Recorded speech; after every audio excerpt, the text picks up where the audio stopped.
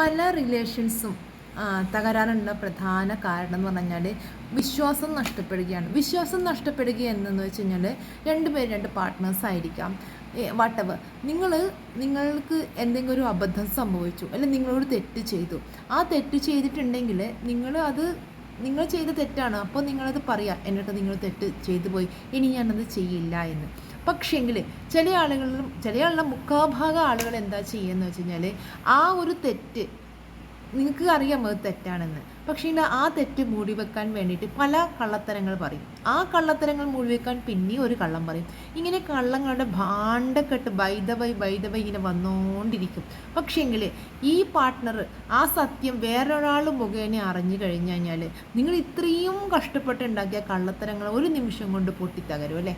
അപ്പോൾ അതിനെക്കാട്ടും ഏറ്റവും ബെറ്റർ എന്താണെന്ന് വെച്ച് കഴിഞ്ഞാൽ നിങ്ങൾക്ക് എന്താണോ അബദ്ധം സംഭവിച്ചത്, നിങ്ങൾക്ക് എന്താണോ തെറ്റ് സംഭവിച്ചത്, നിങ്ങൾ ആ പാർട്ട്ണറോട് സത്യസന്ധമായി പറയൂ.